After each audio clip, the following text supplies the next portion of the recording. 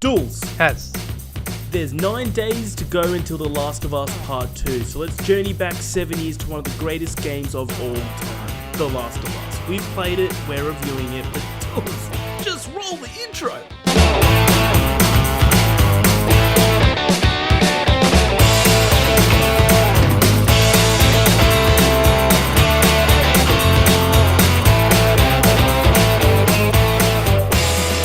Welcome, one and all, to a very special episode of the More Cops on Duty podcast. I'm one of your hosts, Harry. With me, of course, is the David to my Joel, Edward Dools Dooley. Dools, Yikes. how are you doing this chilly evening? Has, you just said a lot about me as a person just by referring to me as David, but Tell me I'm incorrect. I can't. David is a piece of shit. I've had to live with it. David's a piece of shit that does some really questionable things, and I think he nailed it on the head with me. I'm well. Absolutely did. How are you? Mate, I'm pretty good. I'm counting down the days until Last of Us Part 2 comes out, sorry. I'm sure you're the exact same. I'm incredibly looking forward to it. I think this is the most anticipated game I've ever come across. Like, I don't think I've been this excited to play a game ever in my entire life. I know.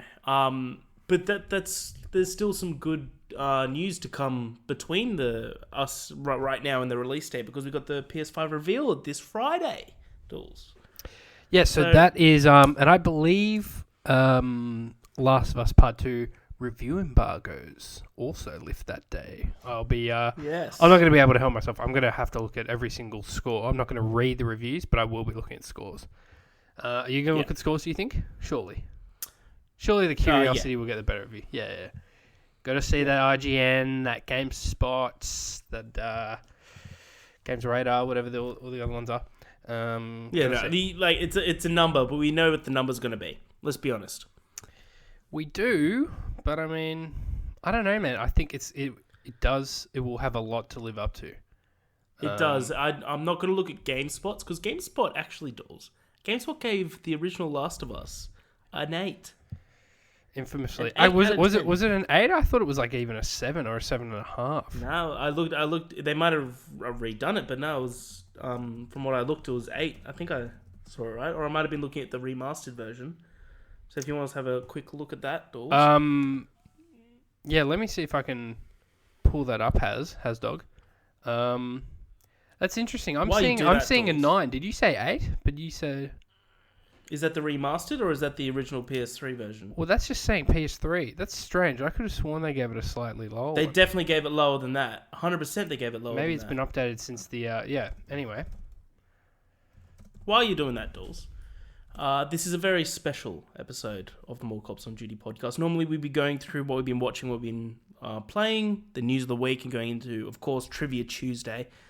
But this week, Dools, because Last of Us Part 2 is coming out next week, we want to do an absolute in-depth spoiler cast of the original Last of Us, a game that we both love, which is my favourite game of all time. I think I've finished this game maybe 15 times. Whoa, really? So, yeah, I finished it an absurd amount. Because you got to think about, like, I did it for trophies, I did it 3 times each on PS3 and PS4, then, like, I did it every couple of months as well as grounded mode, etc., New Game Plus, etc. After that, you know. I'm sure you love it almost just as much as me, probably even the same amount. But we wanted to really just go into it and just really show our appreciation of it, Dools, right? Yes. Yeah. I agree. Sorry, I thought. Yeah, sorry. Well, I mean, without any further ado, should we just jump right into it? Let's do it, Dools. So I'm gonna hand the old steering wheel. This is a big moment for me, Dools. I'm handing the steering wheel to you. I'm praying that we don't get. I've got it, Has. I've got it. I'm at 10-2. It's okay. All right. Keep your eyes on the road. Don't steer us into another school. All you, Dools. All you. Yeah, that first time I took us right through that preschool. Ooh, not pretty scenes at all. Let's not talk about that. We're reviewing episode 26. The Last of Us. The Last of Us is an action-adventure and survival horror game from Sony-owned first-party studio Naughty Dog. Should we say, Jules, before you continue, that if you haven't played Last of Us, first off, what's wrong with your life? Yep. Second off, go purchase it. It's $15, I think. It's something insane. I'm pretty sure you can get it on PS4 for like. I mean, it was actually free at one point. It was part of PlayStation Plus free games at one point. But yeah, it's regularly on sale. If not for like $15 or less. Go get it. Go play through it. You'll absolutely adore it. And then come back and listen to this. Continue, Dools. Sorry to cut you off. That's all right, Haz. I concur with what you just said. So, Naughty Dog, largely renowned for their work on franchises such as Crash and Uncharted, original IPs of theirs, The Last of Us was considered to be a significant departure in tone and gameplay from their usual pedigree. Development of the game began in 2009, and soon after the release of their previous game, Uncharted 2, Among Thieves. For the first time in the company's history, Naughty Dog split into two teams, working on two different games, Uncharted 3 and The Last of Us. The game largely focuses on the relationship between Joel and Ellie, played by Troy Baker and Ashley Johnson, respectively. The game's directed by Neil Druckmann as creative director, and your typical game director was Bruce Straley. It had an original score, which was composed and performed by Gustavo Santaolalla. I believe this is how you say it. I'm hoping that's how you say it. Not how you say it. Not at all? I was waiting for that. It's got Gustavo Santaolalla. Oh, okay. Well, it's not as egregious as some of my previous ones. Sorry to cut you off, Dools. Just to you just sparked an interest in my mind. I was talking to some friends of mine. One that might feature on the podcast next week for a review. But they're listeners every week. They're listeners, and they've got a drinking game for the podcast, Dools, of every time you fuck up a word, they take a shot. Right, fuck up a word, fuck up a name, more like. They were laughing at when you it was like, to your absolute defense, it was 2.5 hours into episode 50. We were both very fatigued, and you were saying the word divisive, and you're like divisive or something. Like it was something really weird. Really? Yeah, but it was like 11:30 at night. That's funny. I remember my vocabulary was just collapsing in on itself at that point. Sorry, continue. If I wasn't so rudely interrupted, thank you. Following its announcement in December of 2011, The Last of Us was widely anticipated. It was then released for the PS3 in June of 2013, and for the PS4 in remastered format in July 2014. Upon release, it received critical acclaim, praise for its direction, narrative, gameplay, visuals, sound design, characterization, depiction of female characters, and more. The Last of Us game became one of the best-selling video games of all time, selling over 1.3 million units in its first week, and 17 million by April of 2018. So it's probably That's insane. It might be near 20 now. The game won year-end accolades, including multiple Game of the Year awards from several gaming publications, critics, and Game Awards ceremonies, and has been cited as one of the greatest video games ever made. So this is the game that we're going to be talking about today. I mean, this is a big game. I mean, this is like I saw it. When 2020 rolled around, I saw it make a lot of Game of the Decade, Game of the Generation lists. And it really is hard to dispute that. It is. So, without any further ado, I think the best way to tackle this is to kind of go through story beats, and we'll discuss gameplay and themes along the way, and characters obviously. But I think just kind of going through the story chronologically, I think is probably the best way to tackle this. What do you reckon? Dools, for once, I agree with you. Wow. Well, there you have it. All right. So, I think so the game begins with the prologue, which I think with what happens, and it surprises many because the game was largely marketed as the game's marketing featured predominantly only Joel and Ellie, but then to the surprise of a lot of people, when you boot the game up, you start playing as Joel's daughter, Sarah. And you're like, oh, okay, interesting. And I think it takes putting, two and two together to figure out what might happen next. And basically the game begins with you playing as Joel's daughter. It was Joel's birthday. She's bought him a watch for his birthday. The game quickly establishes this very, heartfelt father-daughter relationship. They're both deeply care for each other. Joel, seemingly a single father. And then we follow Sarah. She's in bed later on. She's asleep. And then wakes up to a loud crash, or like a bang, a loud bang. Like an explosion or something, yeah. She gets up. She looks outside. And she sees an explosion, and kind of things turn upside down from there. She goes downstairs. Joel comes in, and he's like, "Oh, I think it's the Coopers, next door neighbors." And then we start to see what's happening, and some stranger just charges at the door. And he breaks through, and Joel has no choice but to shoot him. And that He's kind insane, of yeah. So that just kind of like everything unfolds from there, and and you kind of, okay, so something's going on. Are people zombies? Are they, there's some virus that's turning everyone insane. Like, what's going on? Joel and Sarah meet up with Tommy, Joel's brother. Yep. And they get in his car, and off they go. And so it's from there that shortly thereafter you take control of Joel, and after they get into a crash. Yes, so they get into a car crash. They have to exit the car very quickly and get a move on. It's just a pandemic. It's pandemonium everywhere. It's what has? It's like a pandemic. It's a pandemonium everywhere. Yeah. Okay. Sorry. So Sarah, injured in the crash, has hurt her leg. Joel, then you're playing as Joel. You're carrying her and you're running around, very panicked, with Tommy. Things happen. You move around, and then you get to a point where Tommy says, "Look, I got to hold these guys off. You and Sarah get out of here."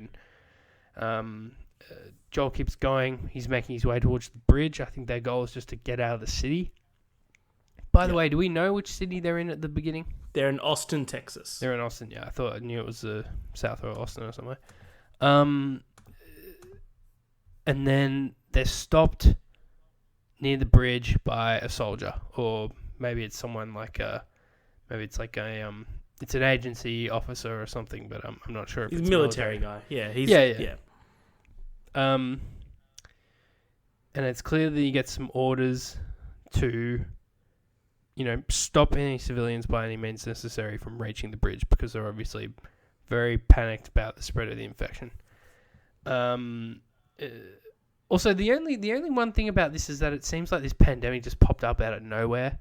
Typically, they do move quickly, but at the same time, it's like, it just seemed like everything went to shit so quickly. Like, everyone's in their cars, the second... That's a little... I mean, that's a little outrageous.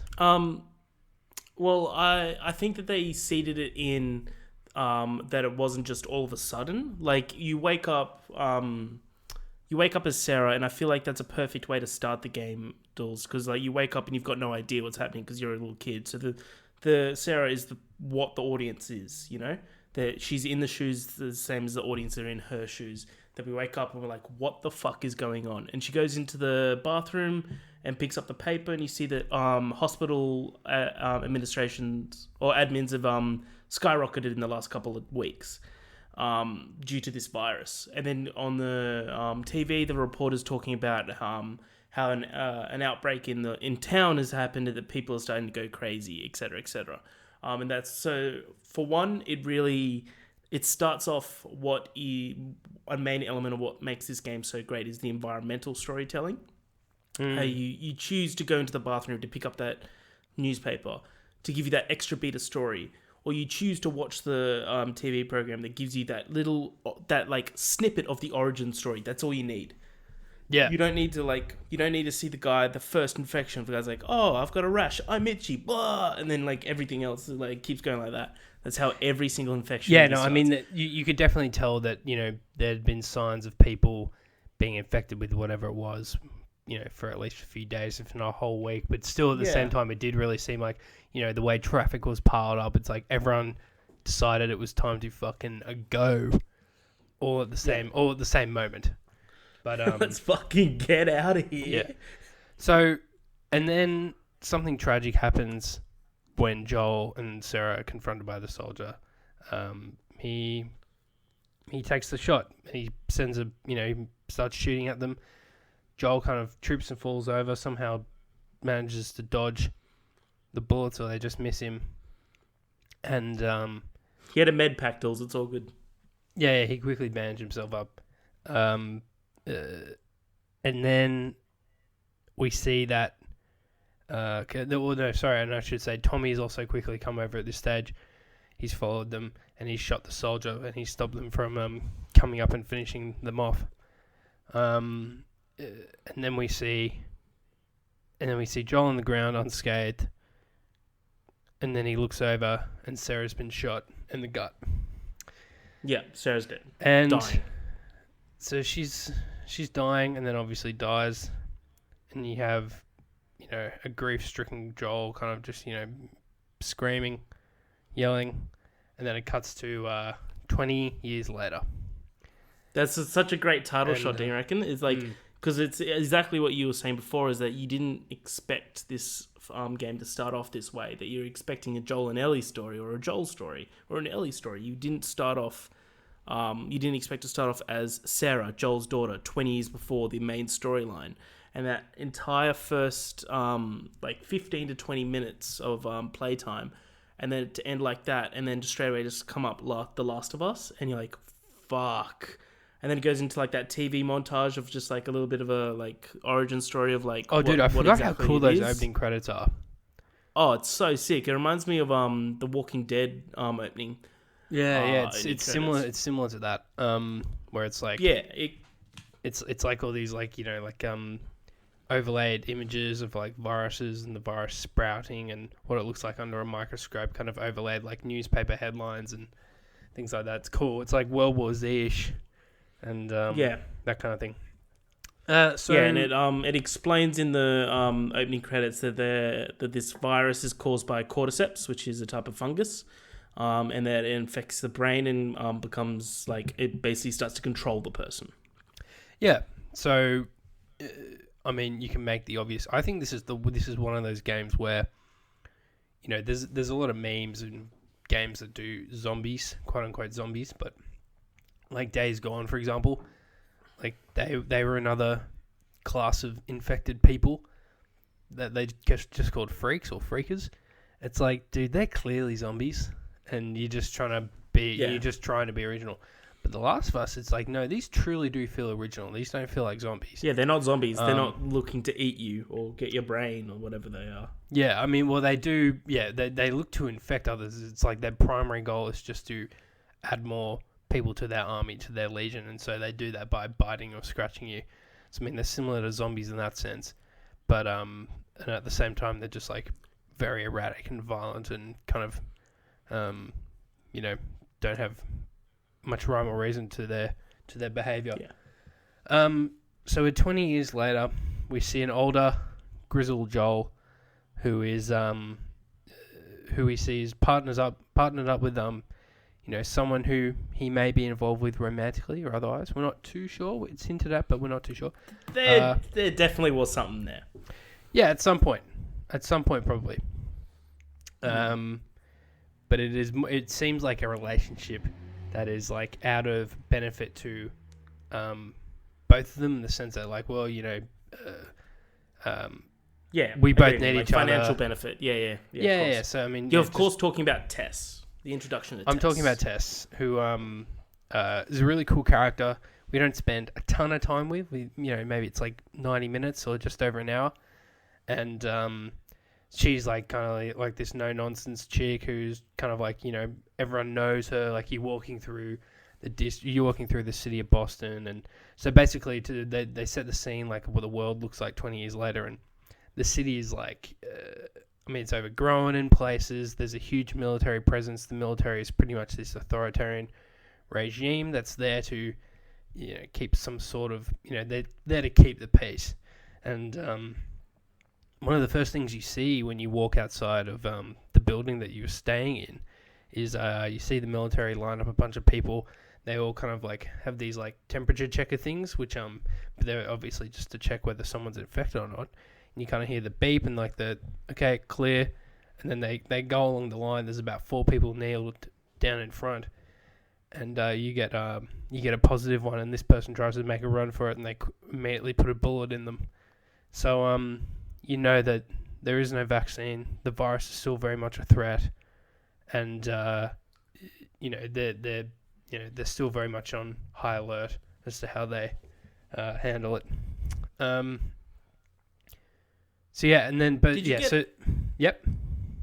Did you get? I loved how they introduced Tess. Did you get the feeling that she's actually stronger than Joel, like in terms of like physical toughness and like mental toughness? That like she has a line that I'm sure you're going to allude to later, where she's like, "It's just how it is. We are shitty people, Joel. It's just how it is." Like she's accepted that Joel has as well, of course, but she's accepted they have to do shitty people to get like to survive in this world. But I feel like I love the character of Tess because she's no damsel in distress. There isn't a damsel in distress in this whole game, which I love. But she literally went on this run, this food run, weapon run, without Joel because she could handle it. And there was 2 people that jumped her, and she killed them both.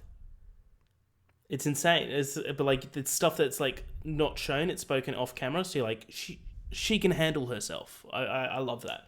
So it also kind of sets the scene as like, well, anyone who's still around today, 20 years on, you got to imagine, you know, they can handle themselves and they know what they're doing and they're capable. Yeah. So they definitely. I think like every like female in this game is depicted as pretty capable. I mean, we'll get to one later on, but one's the head of a kind of like a rebel militia, and you've got Ellie, of course. But yeah, so Tess is a really cool character, and so they they're kind of like partners in this thing, and they're a duo that do maybe like odd jobs and stuff just to keep themselves going and get ration stamps. But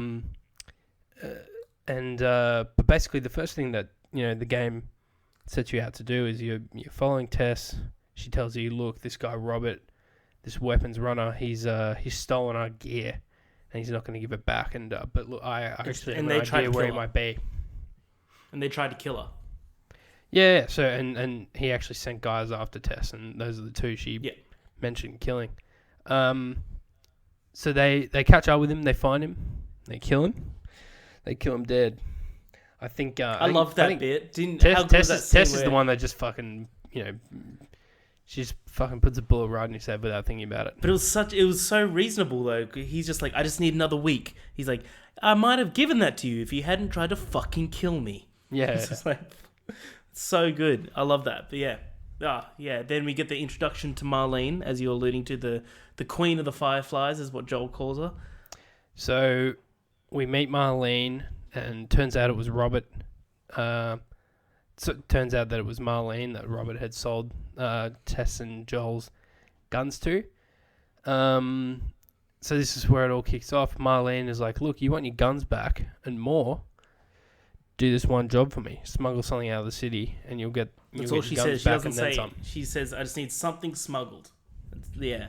It's like, you've got no idea yet. Yeah. So, and little do they know it's not a thing, but a who. So they follow Marlene back to her hideout, and they go in, and that's when they meet Ellie. And the first thing Ellie tries to do is kill Joel because she thinks he's going to hurt Marlene. But things are quickly worked out and understood. And it's from there that Tess and Joel agree to take Ellie on their way. I think at first it's...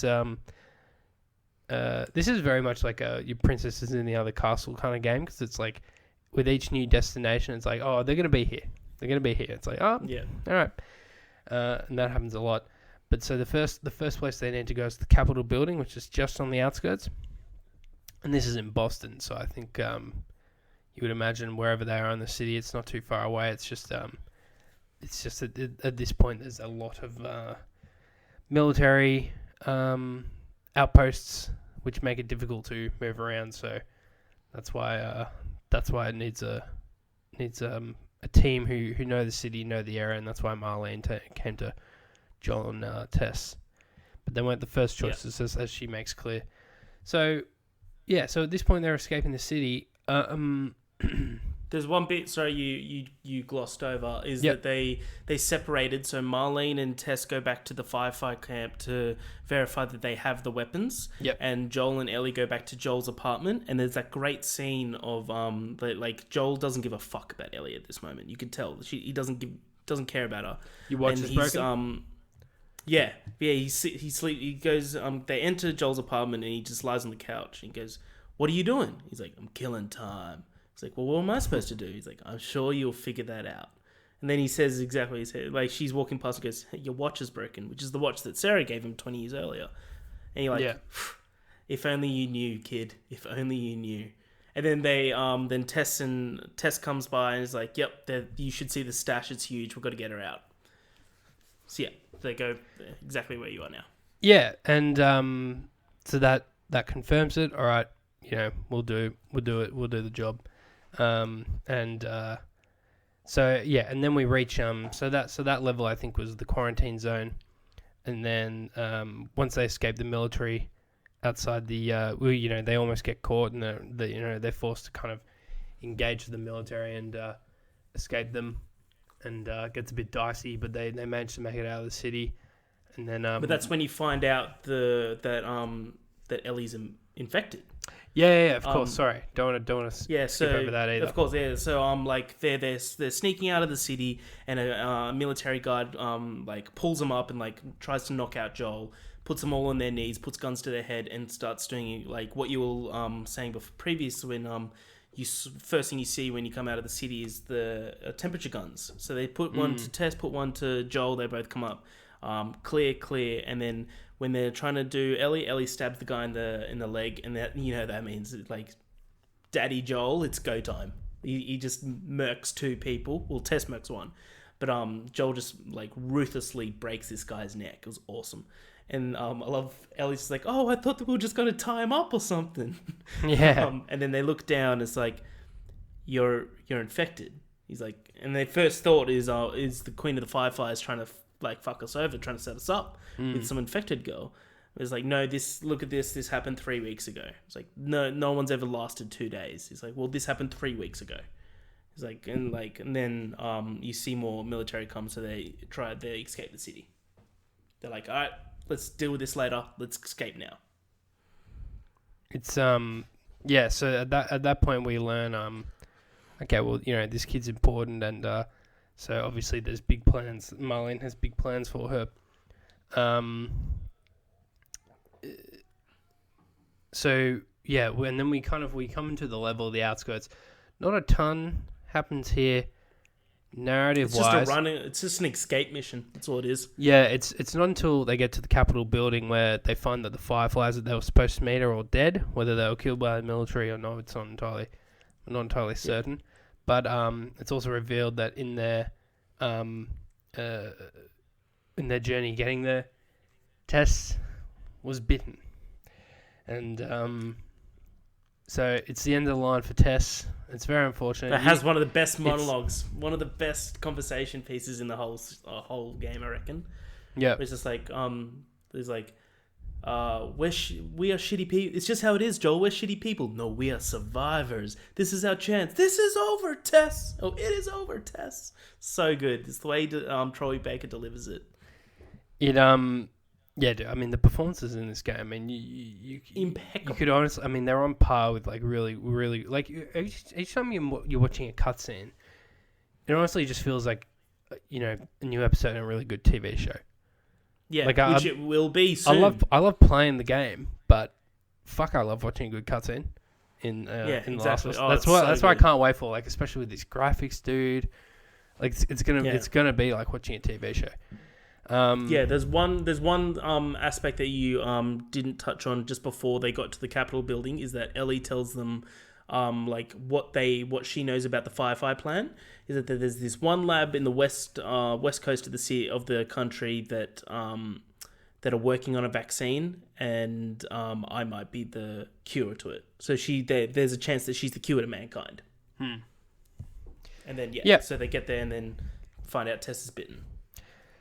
Tess has been bitten. Joel reluctantly agrees to promise to take Ellie to Tommy. So at this point, we also find out that Tess knows Tommy. So I mean, there's obviously some more history there. I mean, I would actually personally love if there was like a little interstitial game, or maybe they can cover it in the TV show. Who knows? I think that's the perfect opportunity to do that. But because there's clearly some history with Tess, Joel, and Tommy, and I mean, we definitely know Tommy was in the Fireflies at one point. Maybe they all were. Maybe they went their separate ways.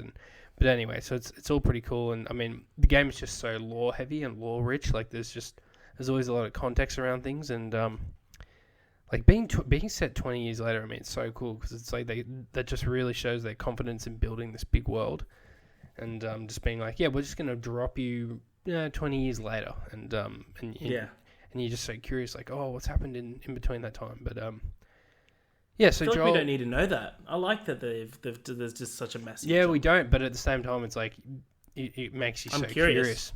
Yeah. So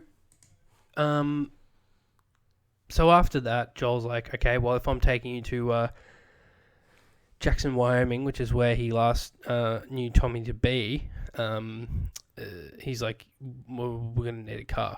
So he's like, I know of a guy who owes me a favor. If anyone can get us a car, it's him. Now we're talking. Tess went out in a blaze of glory, by the way. Tess went out in a blaze of glory. She killed like pretty much all the military dudes that came after her, and yeah, she went out like the way that she big ups deserves, Tess. like an absolute hero. She she's awesome. So yeah, and now we're at Billstown. Haz, what are your thoughts on Bill? I love this Bill. guy. So they travel to Billstown because I love what Ellie says to Bill. It's just like, we're here because you owe Joel some favors, and he can start by unlocking these fucking handcuffs. So he I love the idea that this one man has sanctioned off this entire town, and it's just his. Yeah. Everything that's in that town, he now owns, basically. But I love the ideas of that he set up traps, not only explosive traps, but he set up clicker traps. So he keeps clickers and runners all around his town as alarms, basically. Which I thought that's a genius way to do it. But this is also where one of the parts that really starts the environmental storytelling, because you go into places and you can pick up notes and stuff, and you start reading of past survivors and ones that have given up. And there's one that's really great that if you don't, this is why this game's so good, because you don't have to find these places. Like it doesn't force you down every single apartment, near every single note, near every single landmark to get that extra piece of story. This is the kind of game that you really owe it to yourself to explore every square inch of a level or a map. Because it's not even just about finding. Even if there isn't like a little collectible at the end of the tunnel, so to speak, there'll often be just little things. Like you mentioned earlier, the environmental storytelling in the game is just incredible. Like, seeing where maybe a little scribbles on the calendar on a fridge or something, and people's lives were really upended just right in the middle of this thing. And I mean, it's just a beautifully detailed environment, and you got to explore it. Yeah, exactly. And then you're going through Bill's town, and you're countering some heaps of traps, and you're either getting past them or setting them off so you can go through them. And then you walk into what seems like a garage, as if a mechanic's garage, and you step on a trap that flings you upside down, and your whole world is turned upside down. and you're like hanging upside down, and Ellie's trying to cut down the counterweight. I thought that was a great little action set piece. There's all these clickers and runners running towards you and Ellie, and you're helpless. You've only got one gun. That is the first real oh shit moment, tense moment. And I remember playing that on survival, and I'm being and I remember dreading it because I was playing on survival for the trophy. So this is a couple of years back on PS4, and I was just oh wait a second, the fucking upside down bits in this level, fuck man, it is tense, man. It's the game doesn't help you out that you're upside down. It's no, it's not you don't get to one shot the clickers because you're upside down. It's you still got to reload. You got to get those headshots. Still got to aim, and it doesn't hold your hand at all in those kind of situations. And but I think because I mentioned it at the top, but do you agree that the game is survival horror? Yes. Yeah, I think it is because it's not very much so. It's rare to run out of ammo, but I think it's fair to say that especially in survival or even grounded, you do not want to use it. You want to use it sparingly, and you don't want to be running and gunning. You don't want to be bullet spraying because you'll fuck yourself. And it's so I mean in that sense, rationing your equipment, being careful, being forced to scavenge. It's not even that you want to explore the environments because they're beautiful. You might not want to because there are enemies everywhere, and you're fuck, I just want to get out of here. But you're forced to because you need to look for that extra bandage to finish your med kit, or maybe you want to make a shiv, and it's just things like that are just it just makes it you've got that incentive to explore, but at the same time you've got a requirement to. You have to. Yeah, it's survival. Yeah, so he's flung upside down, but they get out of that, and that's when Bill comes onto the scene. Joel, great entry line, by the way. Great entry line. What's he saying? Get off your ass and on your feet. Yeah. Get off your ass and on your feet. He's in full hazmat gear as well. It's awesome. Oh, it's so sick, and he's got the machete. Yeah. You're I can fuck with this dude. He's awesome. It just seems like a general rule of thumb that anyone called Bill is a crazy motherfucker. Yeah. So it works out. And then when they get to Bill's place or his safe haven, Joel reveals why he's here and basically says, "Hey, look, Bill, I'm here to call in a favor." And Bill's like, "You son of a bitch." But he reluctantly agrees to help them get a car that they'll need to reach Wyoming. And another great cutscene, dude. Yet another great cutscene. Oh, it is a joke. Joel needs a car. The guy that plays Bill, I don't know the actor. Done beautifully. He's so funny, and I love the tension between him and Ellie. So good, so good. Ellie makes a few jokes at his expense, and it's pretty funny. Can't miss it. So I mean, we'll kind of gloss over this level a little bit, but they have to make their way to the high school where Bill last saw a military vehicle kind of crash and be abandoned, and his reasoning was, oh well, there's probably, there's the battery would still be there. There's no reason why it wouldn't be. So they make their way there. Unfortunately, it's been stripped. The car's been stripped, and the battery's no longer there. He's like, shit. Okay, well, planned. He's like. And Joel's like, what's plan B? And he's like, this was plan A, B, C, D, E, F, fucking G. I love that because all the runners and clickers are on their tail, and they're about to break down the door, and it's it's got the line that was in the original trailer for for the first Last of Us, where he's just where to now, Bill? Bill, where? He's anywhere but here.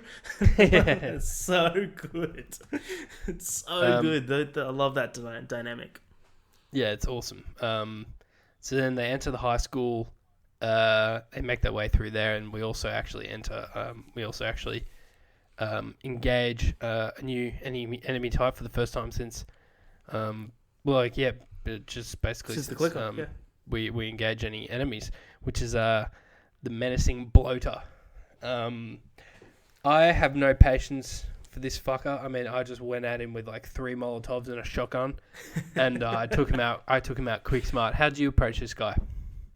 The Molotov, because there was the line that he's like, he doesn't like fire.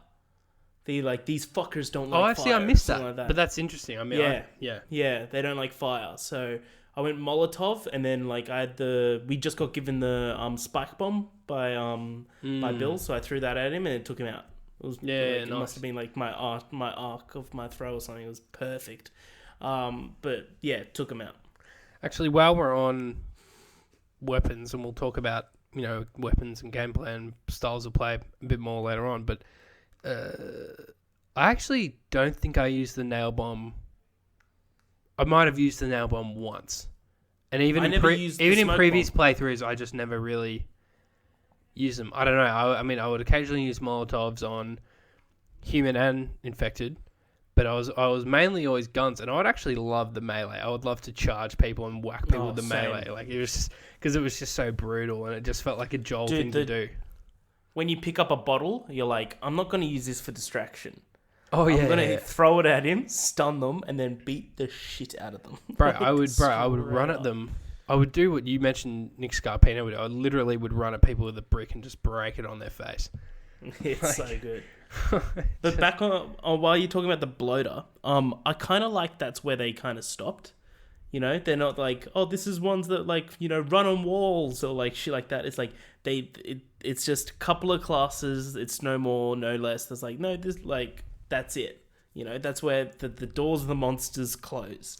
Yeah, because I think they want to keep it somewhat believable. And if the bloater is one of the more progressed forms where the cordyceps have like, completely covered this person's body and they move slower and these big lumbering figures as a result, well then, I mean, is it really going to make sense if they evolve into fucking Spider-Man hybrids and are able to climb walls? I mean, yeah, that would just be a little ridiculous. So at least there is still some sort of groundedness to the idea of the virus, and they're not getting too far-fetched.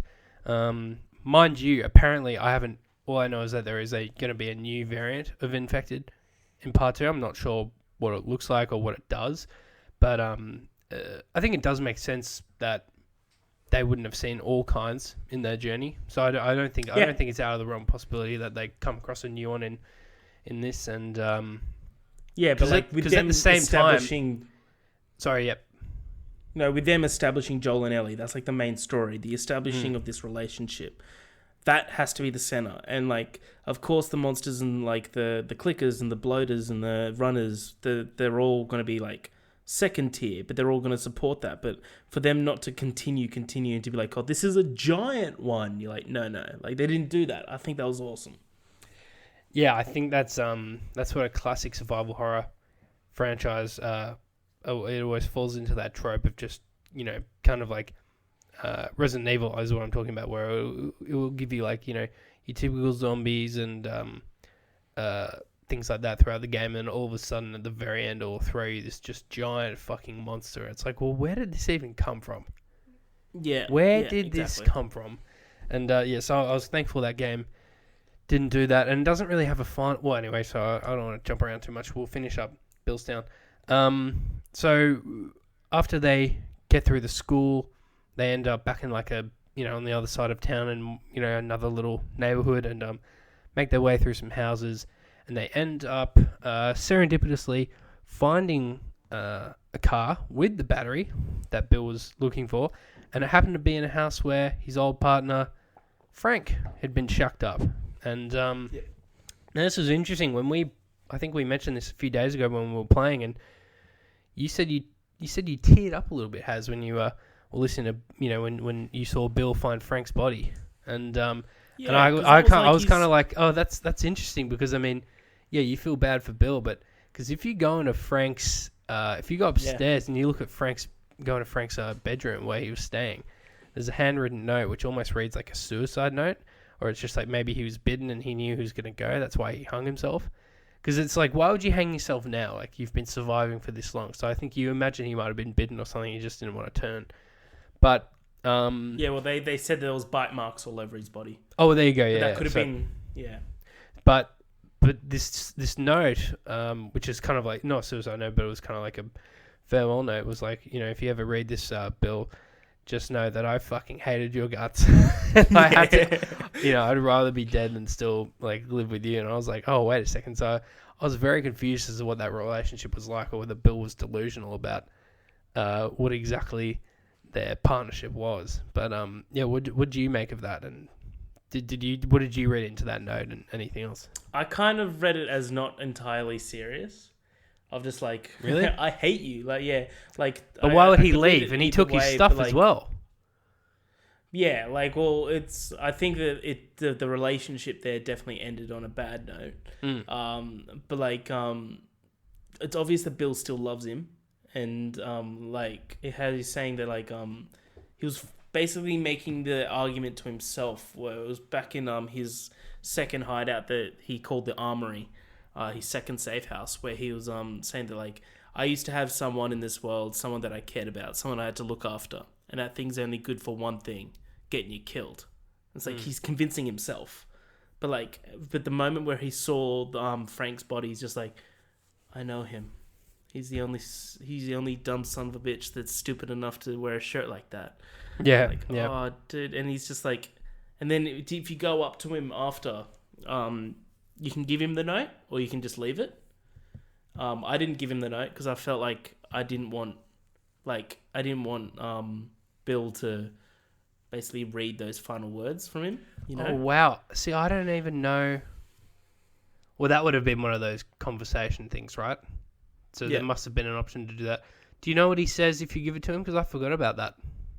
It's not much. It's just like something that's just like same old Frank, something like that.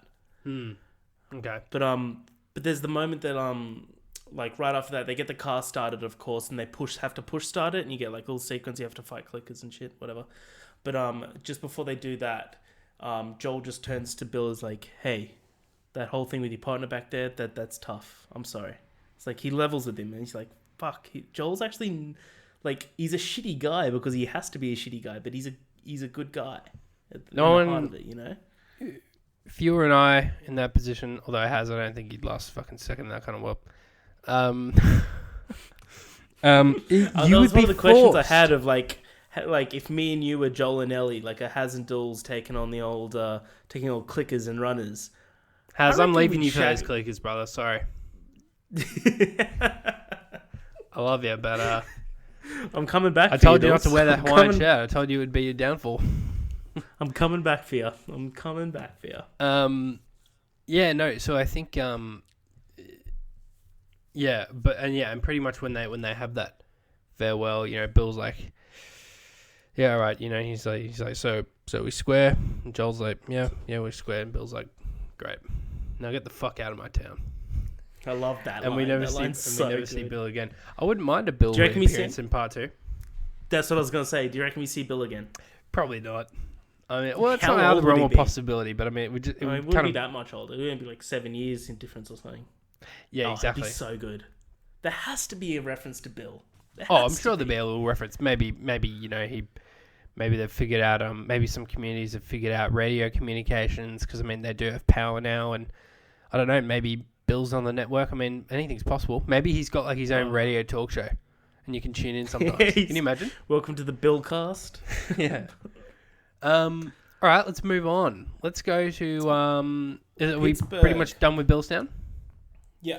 They leave town. They hightail it. Get the fuck out of here. So now, they hit the road.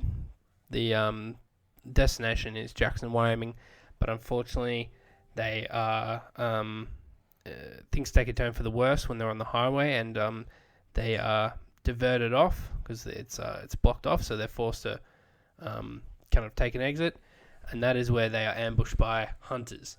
Now this is such a great scene. This is the first big encounter with human enemies on the road, like outside the city walls, and I think this is where the game first really exposes you to what the world is like outside the city walls. Like just anyone who's existing out in these conditions, they're desperate, they have bloodlust, and they have no remorse, they're merciless, and that's just a byproduct of living in this post-apocalyptic hellscape. I mean, so and you really see that through the way they come after you and are desperate to get you and so I mean, I love the way they set up the ambush as well. How because we eventually find out in the scene that like Joel's been on both sides. He's been he's a morally corrupt person. In the last he knows years. exactly what's about to happen. Shitty stuff.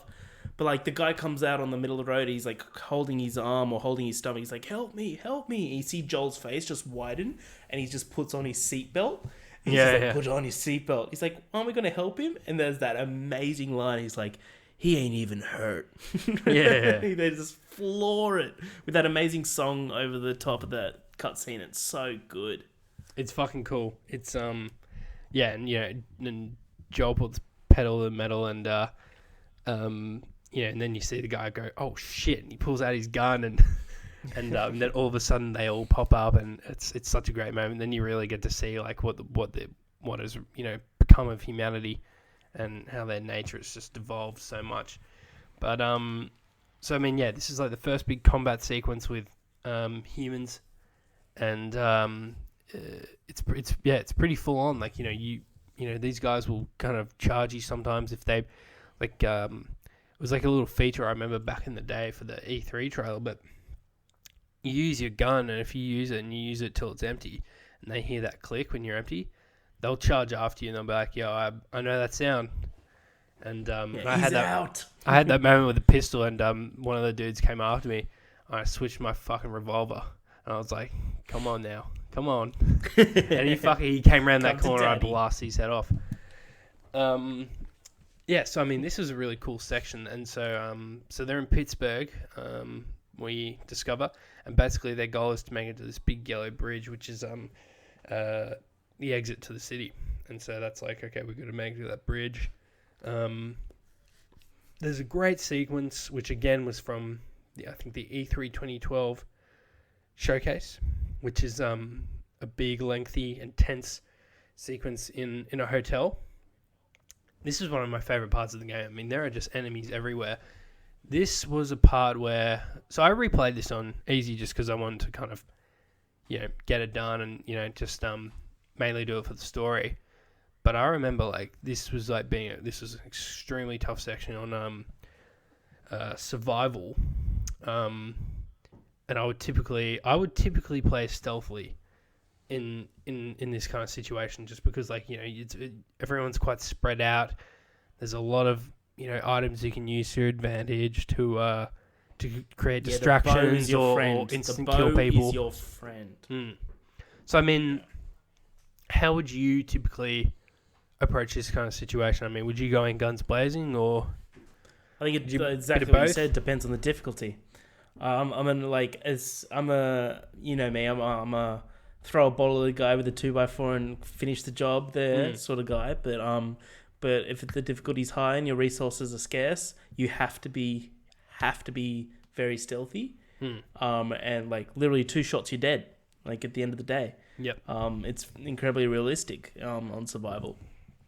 But I love that feeling in this episode, in this level where this like sequence, I guess, not really level. Where you're going through these hotel rooms, especially on survival, and you see a guy that's in the next room walking towards you, and you're going through the drawers, and you're like a rag or tape and a blade, and you quickly make a shiv, and then you go, and the guy comes to the door, and you stab him.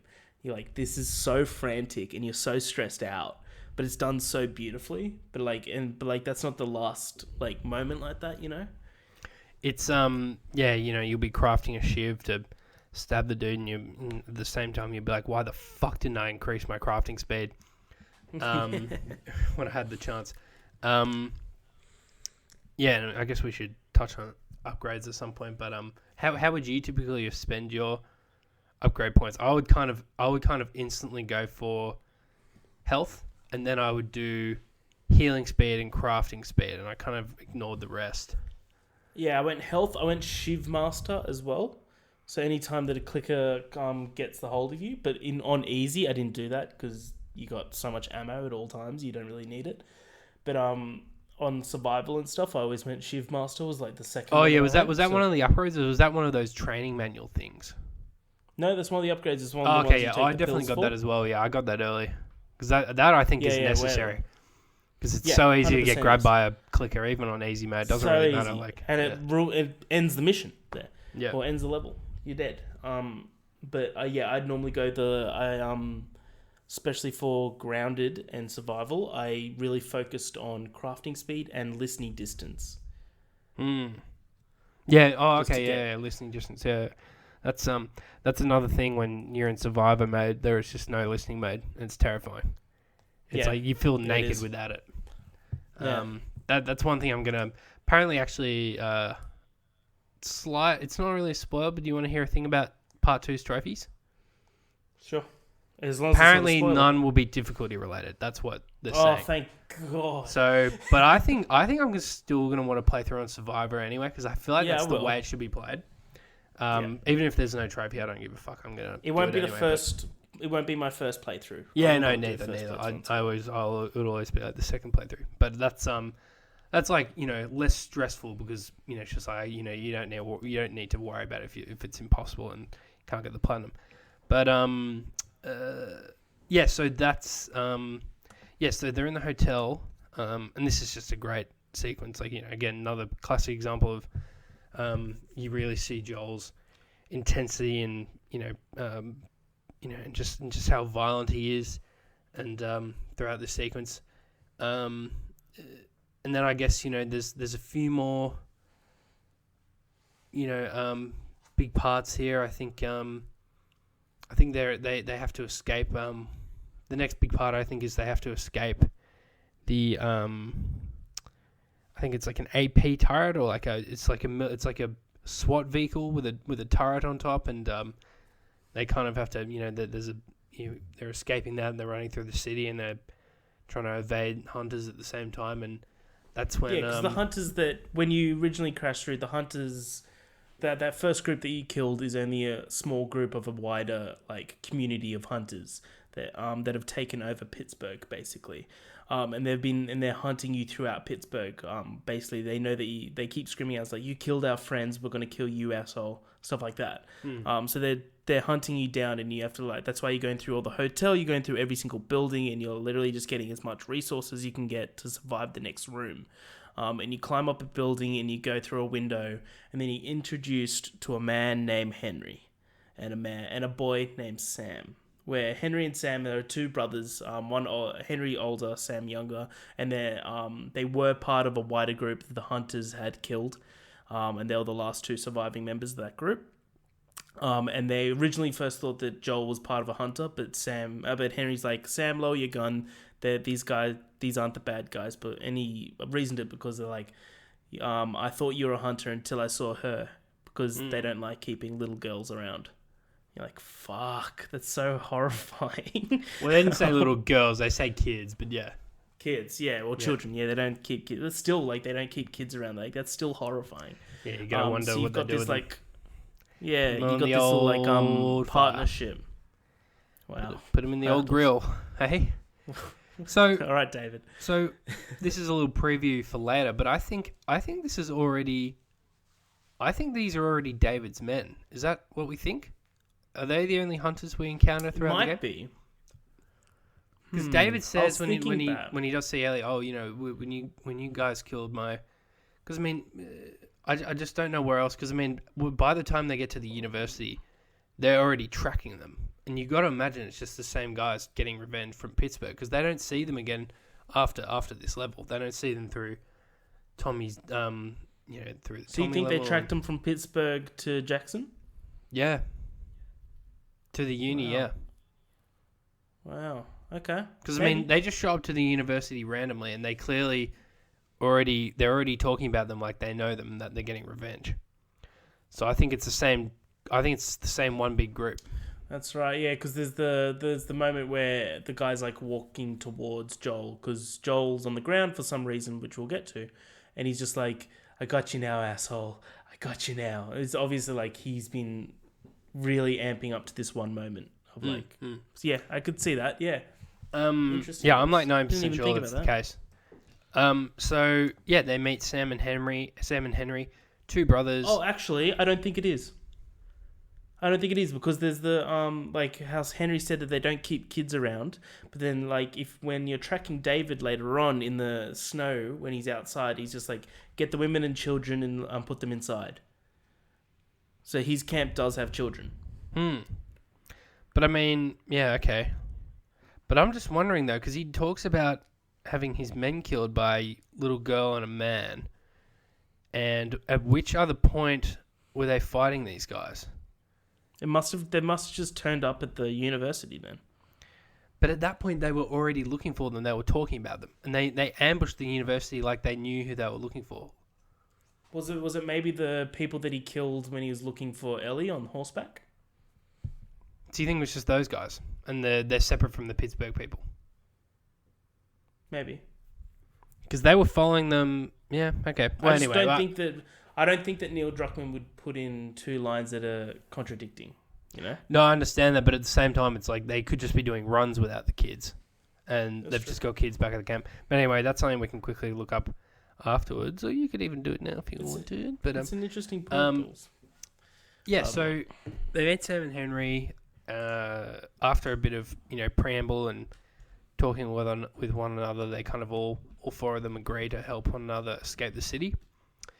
And after a pretty tumultuous attempt, to say the least, to escape the city, Joel and Ellie kind of, they get separated from Sam and Henry and are forced to kind of like find an alternate route and end up having to jump off the bridge and into the rapids below, I should say, because it's a pretty I think it's like it's just a really fast moving river. But so then we see not long after that they wake up ashore, and turns out Sam and Henry had dragged them ashore and actually just saved their lives, and Joel was ready to kill him. He'd be like, "You left us. You left us to die," and then Ellie's like, "No," but then he saved us. And exactly. Sorry, just to cut you off. I'm just reading off the Last of Us wiki. In the autumn of 2033, David sent some of his men to look for food at the University of Eastern Colorado, where they encountered and attempted to kill Joel and Ellie. So yeah, they went to Eastern Colorado because David sent them there to track for food. But I wonder if that was even further amended. Well, they're saying that the cannibals were always based. Here we go. The cannibals that encountered by Joel and Ellie are led by David, who is aided by his right-hand man James. These are women and children in this group, unlike the hunters of Pittsburgh or the bandits encountered in Jackson County. Yeah, the hunters of Pittsburgh are different to the cannibals. Okay.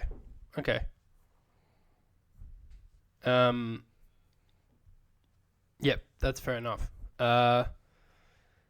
He's a great character. I can't wait to talk about David. North. He's shout out. Sorry, but yeah, continue. You're now Joel we're just in the washed up on shore called The Suburbs, and Sam and Henry have just saved Joel and Ellie from drowning, from certain death, and have agreed okay, look, let's just put all that aside. We left you, but at the same time, you would have done the same thing if you were I get Henry's point. I get Henry's point 100%. Oh my god, yeah. I don't think 100%. And Joel's like, well, yeah, dude, of course. But Joel looked like he's still ready to put a fucking bullet in him if it weren't for Ellie just saying, Joel doesn't forgive. He doesn't forgive. He's gone through too much shit, Dools. He doesn't forgive. Joel's a fucking... He does some shit. To put it lightly, Joel's a fucking lunatic. So, and then they all agree, okay, look, let's just continue on our way to the Firefly radio tower. Now, has no survival horror game is complete without what I like to call a sewer tour. And that's so true. It's it's literally in every survival horror game. So, of course, to make it to the other side of where they are, they've got to go through the sewers. And this is an especially... Well, I don't think it's the design... This is not a really dark game. It's not like a Resident Evil game where it's there's just light is sparingly used. It's the environments are very lush and beautiful to look at, and even in the sewer, it's still quite colourful because, as we find out after going through there a little bit, people were living there, and there's kind of things everywhere, and like clothes and bedding, and just a school. There's toys on the ground. We learned there were kids at one point, and here introduces a great part in the game where, again, the environmental storytelling and all the collectibles you can find. You basically pick up a page of various people's scrapbooks or diaries, so to speak, and we learn about the story of Ish and his crew in this little section. And basically, from what I can remember, just off the top of my head, Ish is a dude who was, I think, here with another guy named Mark or something maybe. But anyway, and but he encountered, I think, a woman and her 2 kids, and they kind of like went their separate ways after I think Ish helped them out, gave them a little bit of food or something, and then he thought, well, what's the point of surviving out here if not to live for other human interaction, if not to live, and isn't that the point of living? And so he goes out, searches for them, and then you imagine he did find them at some stage, because then we see like kids' beds and things like that, and a small little community did build up, and in these sewers, and but I mean you just know there was a tragic end because no one's in there except infected, and there's a fair few of them as well. So you've got to imagine the community. I mean, either there was someone got in, or and some more infected followed, or either there was actually a fair few people living in there at the time. So I mean, just another example of this great storytelling, and I mean, I know we've talked about Ish's story before. I mean, what do you think of all that?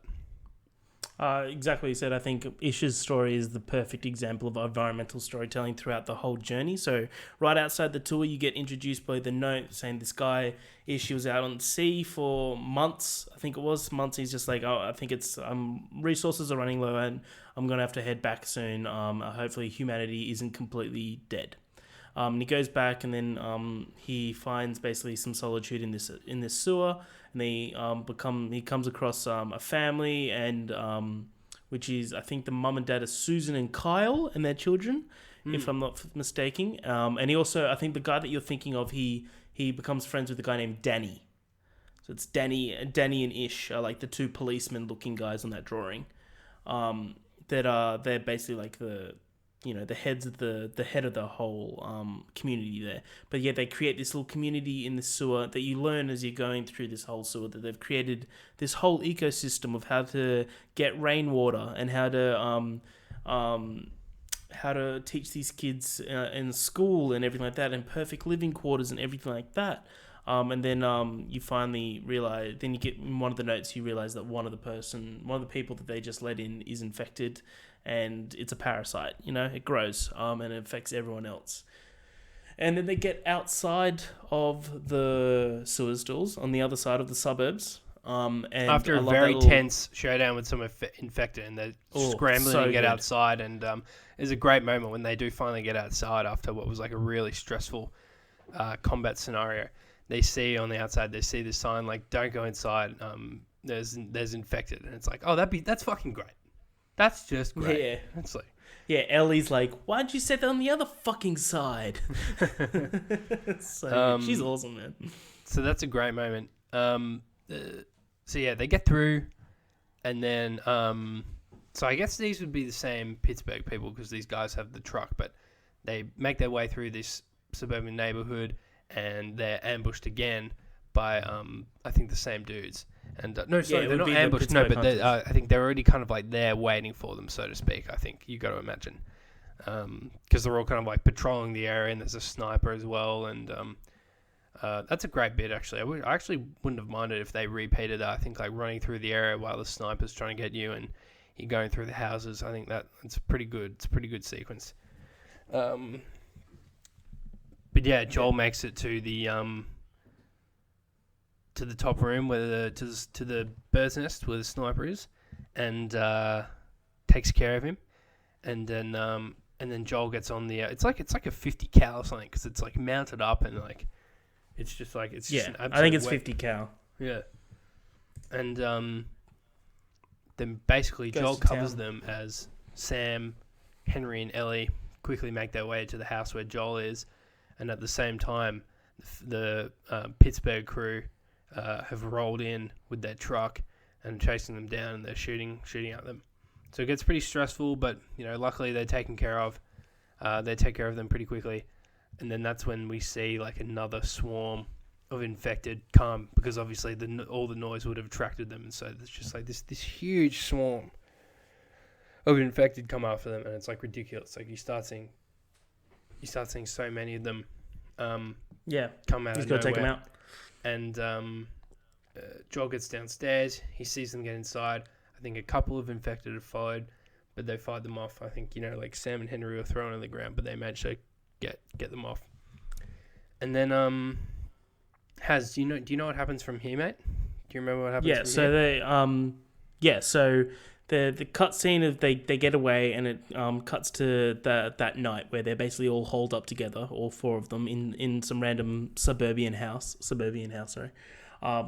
And there's a little joke between Ellie's trying to make light towards Sam of trying to make light of everything that's going around them, and shows that she stole the doll that Henry told him not to take, because there's that saying of only take what you need, pack light so you can run light. And he's basically just upset that like she keeps viewing him as a child, that everyone thinks he's a child. Then he lifts up his pant leg, and he shows that Sam has in fact been bitten. And it cuts to the next morning, and Ellie's wakes up, and she's like to Henry and Joel in the room, and Henry's cooking of what like seems to be like some army rations, some beans, and she's like, "Oh, that smells nice." He's like, "If you want Sam to join us, go wake him up.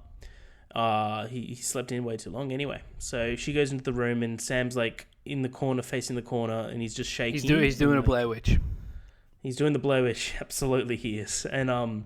And she's like, "Sam, what's up?" And then it goes back into the other room, and Joel and Henry are talking, and they just hear this, "Sam," and like Sam and Ellie burst through the door, and Sam's like trying to get at Ellie, and straight away Joel's like, "Shit, he's infected," and goes to get his gun, and Henry shoots at the Joel's gun. He's like, "That's my fucking brother," and Joel like looks at the Sam trying to get at Ellie. He's like, "Fuck it," and goes to get his gun again, and then you hear this gunshot, and you look up, and Sam's dead, and Henry's killed him.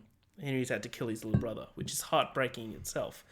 And then he's just like, "Henry," and like Henry just puts his gun up at Joel. He's like, "Henry, whoa, Henry, think about this." He's just like, "This is all your fault." He's like, "Henry, it's no one's fault." He's like, "This is all your fault." And he's just like, "Henry, we got to talk about this." And then Henry straight away in a flash just puts the gun to his temple and shoots.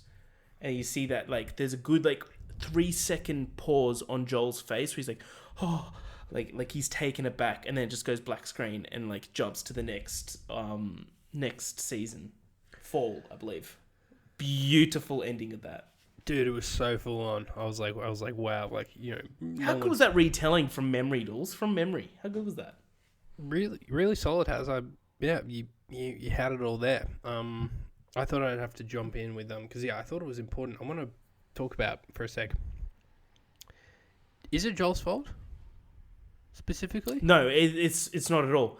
But because I was actually trying to think, because when I was just going over this, I think he was talking to himself, and that's why he killed himself. That's what I think. And also, it's like this just happened. He needs someone to straight away blame. That's like it's one of the depictions of grief. One of the stages of grief is blame. Which is, but yeah. There's one piece of storytelling that I love to just bring up. It's one of my favorites. That like it always brings a tear to my eye when I read it. I think it might have been in Billstown. But it might have been in this in the suburbs.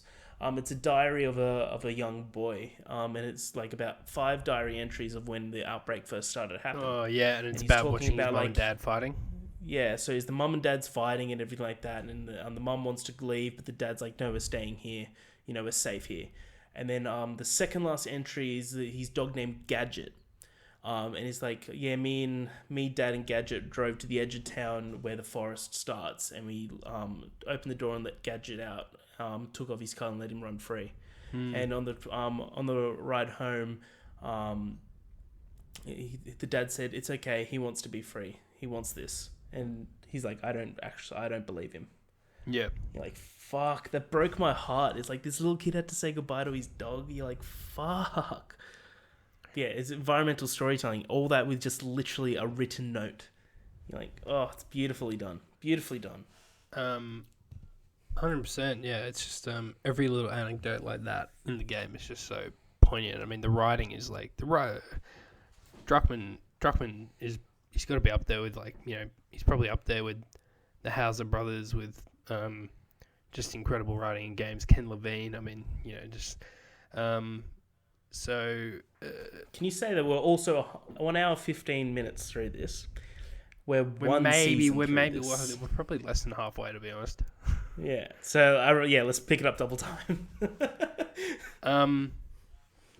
So now we arrive at Tommy's Dam, and so Joel and Ellie continue on their way to Tommy's in Jackson, Wyoming. They come across a hydroelectric power plant that they have to pass through. Along the way, Ellie actually tries bringing up Sam and Henry, and actually, kind of notes that she forgot to leave the toy at Sam's grave. And Joel is like, he quickly shuts her down and says, "No, don't speak about him." And she's like, "What, at all?" He's like, "Ever." And I think this harkens back to Sarah, Tess, and just the theme of loss and grief in this game. Yeah. In this world. How it's like, it's just so, Ellie seems to want to talk about it. I mean, she seems to, and she does later on, because as we learned, she's almost experienced as much loss as Joel. But it's just something, Joel just pushes through it. He doesn't want to ever acknowledge it. And, Ellie eventually breaks down these barriers, but this is still something about Joel that, he's very much a, he's a shell he's a nut that's tough to crack, and that's just part of who he is. And so he just gives Ellie the cold shoulder with talking about Sam and Henry, and it's a shame at the time because Ellie's just really just she just wants to talk about it. She thinks it's like denying their existence by not mentioning them, but she doesn't persist. And they get through to the plant, and they just think that they're passing through, and they got to pass through, and they're still going to make their way to Tommy's. But to their surprise, it turns out Tommy and a big crew are actually there, and they're trying to get the thing working. So here we meet Tommy again, since the prologue of the game, and Tommy doesn't look much older, by the way. Tommy aged well. Joel, not so much. Tommy aged beautifully. Yeah, Joel aged like milk. Yeah. And we also meet Tommy's wife, Maria, and they both welcome Joel and Ellie with open arms. And so Ellie kind of goes off with Maria and to talk about things, and Joel pulls Tommy aside to explain the situation. But I think then the plant is attacked by bandits, and not before they get the thing up and running actually as well. So this is the first time we see, I think outside of a city, that a place has managed to get power. So which is exciting. And then what happens here? So they fight off the bandits that have come in. And these probably aren't David's men either. They're just random marauders or whatever. Bandits. They're random bandits. Yeah. And then so Joel finally pulls Tommy aside. And he's like, "Look, this is why I'm here. I got to get this girl, the Fireflies. She's immune. Like this could be the real deal. You've got to be the one to take her. This isn't my kind of outfit. This is not what I do." And as they meet back up with Ellie and Maria, you see Tommy trying to explain it to Maria, who clearly doesn't look happy. And then you've got Joel dealing with his own girl and says, "Look, like Tommy's going to be the one to take you from here on out." Do you understand why that he's asking Tommy to do that though? Well, I think it's because he's getting scared of getting attached to Ellie. Yeah, And well, he's already attached to Ellie. He knows it because there's that scene where Maria's like, you can't do this. You can't like she's yelling at him basically, and Tommy turns his head, and Joel goes up to Ellie, goes, "You okay? You hurt?" Like he's like really caring for her. Like he gives a fuck about this girl. Like this girl is now his daughter, basically. He's just like, damn it, I need to do this. Yeah, and what was the part where I think was it when Joel and Tommy get back and Ellie's just so excited to see him and she's like, "Oh my god, you won't have any idea what happened," or when was that? Do you remember what I'm talking about? Say again, sorry, you just cut out for a sec. So Joel and Tommy, I think they've just got back after the firefight with the bandits, and they get back to Maria and Ellie, and Tommy goes to Maria and Joel goes to Ellie, and Ellie's just so excited to see him, and she's like, "Oh, you'll have no idea what happened." Was that right then? Was that right then? Yeah. And there? So Tommy and Joel had the chat of like, this is my plan, and then the bandits happened. So they're fighting through the bandits. They get to the final room of where Maria and Ellie are, and they kill the remainder of the bandits. And then Maria goes to Tommy goes to Maria. He's like, "Oh, you alright? You okay?" And then looks over, and then Joel's like to Ellie, goes, "You okay? You hurt?" And then Ellie's like, "You should have seen me there, Joel. I like threw a brick at a guy. You would have been so proud." Yeah, She's like, "I stabbed a dude." It's like, and then it's just like, and then Tommy goes to Maria, goes, "Oh, I need to talk to you about something." Like he's like, "I got to do this," and then it cuts to them like outside of the dam basically, and Maria and Tommy are like fighting, just being like, she's like, get him to get someone else, like he can't keep doing this to you, etc., etc. And Ellie comes up to Joel, goes, "What's that about?" He's just like, "We'll talk about this later." And he's just like, "Is it about me?" He goes, "We'll talk about this later." And then she disappears, and she obviously is like unhappy about that, and she knows that it's about her. And she knows that it's like Joel's trying to palm her off. But she doesn't understand exactly why. I think he's just palmed her off just for convenience. And then Tommy comes back, and he's just like, "Fine, I'll take the girl for you. She's no longer your problem." That's how he describes it. Like, she's no longer your problem. And then he gets a radio call from one of his guys saying that Ellie has taken one of their horses and has escaped. Well, she's just run away. So like, fuck, all right, get on two horses, and they go on this great chase, which I thought's awesome. They encounter some more bandits in the woods, and they're trying to find where Ellie is. And they eventually go back to this ranch and there's this great scene where what's his Joel? I forgot Joel's name for a sec. He's going insane over here, Dools. Ellie and Joel blow up at each other.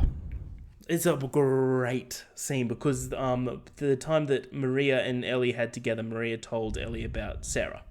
And she's I love when he comes in. He's just like, he's like unhappy with her because she's just there sitting reading a girl's diary. He's just like, is this all that the girls had to worry about back then? What movie to watch, or if boys liked them, and what t-shirt to wear with what skirt? He's like, get up, we're leaving. And, they have a chat, and she's just like, "You know what, Joel? I'm not her. I'm not Sarah." He's like, "Ellie, you were treading on some mighty thin ice here." Even that, dude. Even I got scared in that moment. I was like, "Shit, Ellie, don't you fucking say that." The way that Troy Baker does that line. If I were there, I'd be like, "Ellie, you've been with this man for a while now. You've seen what he can do." Yeah. No. But there's that great passage. There's the great passage of she's like, "I'm sorry, Joel, but I've lost people too." And he's like, "You have no idea what loss is." And she's like, "Everyone that I know." Joel was completely in the wrong here. Yeah, everyone that I've known, everyone that I've loved has either left me or died. Everyone fucking except for you. And pushes him. He's like, "So if you think that I'll be safer with someone else, you'll be incorrect, because the truth is I'll just be more scared." I think I missed a bit there, but for the majority, I think I nailed that monologue right there, Dools. And he's just like, looks at her, and he's got this is the worst thing that Joel said, I think, in this movie. The one bit I'm like, Joel, why'd you say that? Where he's just like, "Well, I'm sure as hell not your father," or something. Yeah, he's like, "You're right. You're not my daughter, and I sure as hell ain't your dad, and we'll be going our separate ways." Yeah. And then there's like a little montage of Tommy, Joel, and Ellie just riding all in silence. And you can see Joel completely regrets everything he said. Basically just completely, like thought it all over again. And said to Tommy, he's just like, here, take Ellie, get off your horse, give her back to Tommy. So whereabouts is that lab? And Tommy's just like, University of Eastern Colorado. He goes, all right. So which building? He goes, the one that looks like a mirror. He goes, okay, all right. Now your wife scares me. Yeah, I love that. I didn't completely. I love that. Your wife scares me. Don't really fancy her coming after me. Yeah, it's just so good. So they travel on to. Do you want me to keep going until winter? Yeah, sure. Yeah. Yeah, sure. So they go. They travel on through to Eastern Colorado, University of Eastern Colorado, and there's great back and forth between Joel and Ellie, really showing that they're building up their relationship, how Joel's explaining the rules of football to her. It's really adorable. And they go through all the college dorms. Straight up, we'll shout out, the college dorms feel like they just haven't been touched. You know, they look as disgusting as college dorms actually are, like nowadays. It's as if they just close the doors and like, we're not touching that. But yeah, you go through all the college dorms and stuff like that, and you finally get to the science lab, but it's completely barren except for some monkeys. And you come up to a room where it's a guy in a firefly uniform, and he's a skeleton. He's dead, and he picks up a recorder and plays it, and you find out that everyone's going crazy, and there's one guy left, basically him, and he's just blowing out his brains. He's like, if you're looking for the fireflies, there's a lab in St. Mary's Hospital in Salt Lake City, Utah. Yeah, exactly. Salt Lake City, Utah will be there. And then so he's just like, fuck, there you go. All right, princess is in another castle again, Dools. Yep. And then looks up and someone's looking at him and they shoot. And they try and kill Joel. So Joel's like, Joel and Ellie are like, fuck. So this is the first time we see David's guys. Yeah, this is the first time. Okay. And Joel's like, all right, we know where we're going. Let's get the courses. Let's get the hell out of here. So they're like running back through the hospital or the science lab, basically. And there's one moment where Joel's trying to go through a door and it gets burst open by another henchman, basically. And he pushes Joel over this steel barring, and Joel falls onto a metal concrete pipe. Well, it's not a pipe. It's like what's it called? Like a foundation, like spear. Like, Exactly. Yeah. You know what I mean. You know what I mean. Gets fucking impaled. Yeah, impaled and right through the kidney. And you see banging on a door. I love this moment. Banging on the door, and Ellie gets down and goes, Joel, what do you want me to do? What do you want me to do? And he's just like, move. He's like, what? And he's like, move. And pushes her away, pulls out his Glock, and just murks two guys coming through the door. It's fucking awesome.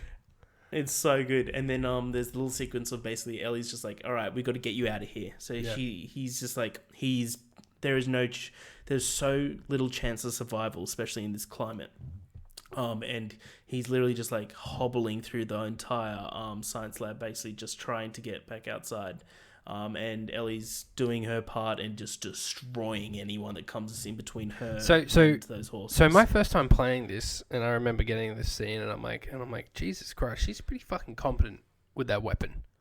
And then, especially even more so later on when she handles herself with a rifle and a bow and all that stuff.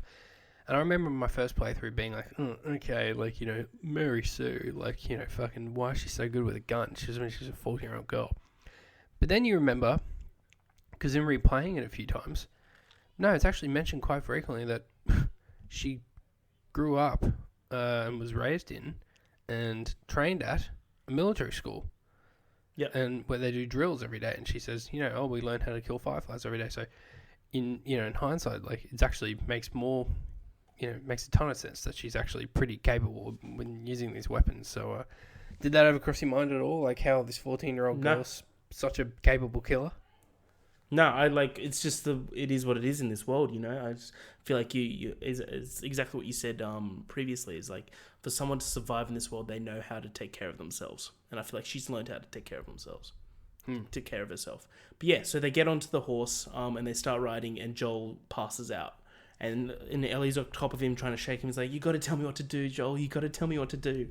And then the screen goes black, and it says winter, and you're like, "Fuck, Joel's dead." Like, that was straight away, I thought Joel died when the first time I played this. Like, I thought this was an amazing moment in gaming. It's like that we've just killed the main character. It's amazing. I thought that was sick. We cut to winter, as we, well, I believe you already covered a little bit of this, but we talked about the curveball the game throws at you, which is that you start playing as Ellie, and you're not really given much indication as to what state Joel is in. And this is right after we see him, borderline die. I mean, the guy was dying when we last saw him. And, he got impaled on a fucking concrete spike or whatever it was, and bleeding out. Looked like he was just, needed antibiotics, and, so you're playing as Ellie, and we think that basically at this stage that Joel is dead, and the game will now purely be focused around Ellie at this stage. So she's hunting a deer until she comes across two I found men. that the best 15 minutes of this entire game, where it's just silent, quiet, and you're just Ellie hunting this deer, just tracking it and hunting it. Found that awesome. Yeah, and I love how you got to tag it first, and you follow the blood, and it's really it's a great like little respite from just all the craziness in this game. Even though I do love the bit at first when it does actually first enter into the winter section of the game, and the first thing you see is this cute little rabbit come out of its hidey hole, and only to get fucking ruined by one of Ellie's arrows. It's just one of the most brutal snapshots of the game. It's so good. Yeah, so she comes across David, and do you remember what his right hand man? Ellie calls him Buddy Boy, but his name is James. Buddy Boy, James. Yep. David and James. So we've already touched on David a little bit, but this is the dude he's revealed to eventually be behind a lot of the Hunter attacks. So ever since the university, and then we'll be part of a few more later on. But so Ellie is already quite skeptical of this guy and a bit suspicious, but as he would be of anyone. But basically they both come across the deer that she's killed, and he's like, "Hey, look, I've got this community, women, children. Maybe we could come to an agreement. Maybe we could trade. Is there anything you need? I'm sure you need anything, And she's like, yeah, medicine. And then that's when we're like, oh, okay. Joel's alive. Joel's still alive. Like, at least for me, I'm like, oh, okay, no, he's not dead. Like,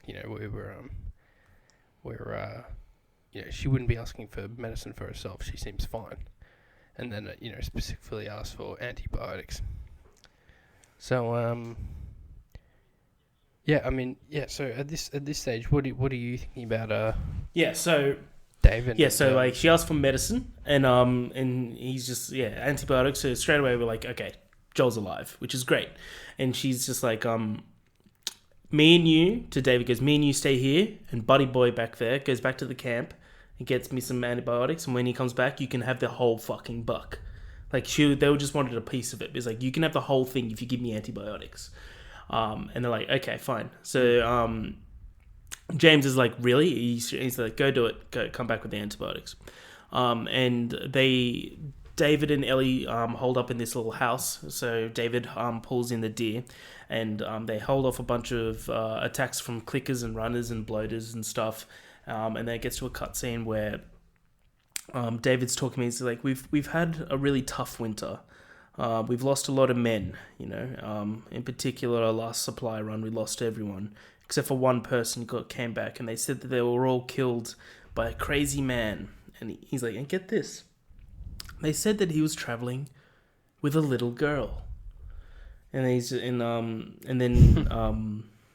but there's this amazing, because he doesn't break eye contact off Ellie, and she brings up his gun, brings up the rifle to his face, and he. Yes, I mean we've skipped over the part where they've had this big showdown with infected, and they've kind of had to work together. But yeah, no, that's right. Oh yeah, I said that they faced a couple of waves of runners, clickers, and bloaters and stuff. And again, Ellie is real competent with the. I love it because that's David's rifle, and then he pulls out a pistol and goes, "You've got a gun?" He's like, "Sorry." And it's just like. He's like, I'd really like my rifle back now. He goes, no, you've got your gun. You've got a pistol. You have that.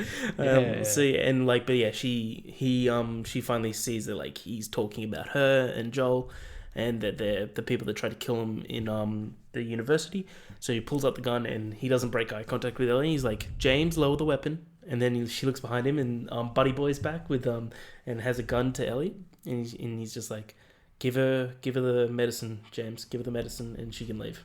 He gives her the medication, and she leaves and goes back, and we find out that Joel's in a garage of or a basement of of a suburban house this is all in the snow still, and she pulls up his shirt, and there's like a really hastily done stitch job to the wound that he has, but she injects him with the medication, penicillin I believe it is, and like basically hopes for the best that this does in fact help him at least. And then she hears some noise outside, and the guys from that community have followed her back to where Joel is. And she's like, fuck, okay, sorry, I'm gonna go lead them away. All right, you stay here, I'm gonna lead them away. Joel's unconscious, so he can't say yes or no. So she gets on the horse and starts riding, hauling ass, and they eventually, they're chasing her down. They kill the horse, which is so brutal. They just murk that horse. Yeah. And then she's like going through. She's like running through this whole town. It's a blizzard as well now. Blizzard's come to town, and she gets to this diner, and she goes to go through the diner. Opens up the door, and David steps in her way, and he's like, no, I'm missing a bit, aren't I? I'm definitely missing a bit. Well, yeah. So she gets back to where Joel is and kind of realizes that they've tracked her, and so she's where do they knock her out? Kind of run away and just because I've done that, like where they tracked her back and she's leading the way with Callus. Then like they shoot Callus, she gets knocked out there. Yeah, no, yeah. Well, she like falls off this small cliff, and yeah, so the horse dies, and she kind of has to make her way through these like, this kind of area of cabin and lodges, and and then she gets through to like this I guess what is like the main lodge or the hotel lobby, so to speak. That's right. As she's about to break through, David catches up with her and grabs her and says, "I'm saving your life." Yeah, that's right. Yeah, and then it goes black basically, and she wakes up in a jail cell, and David's there, and she gives there's a guy, I think James is there still cutting up bodies. So you're like, okay, something's weird here, and you eventually find out that they are cannibals.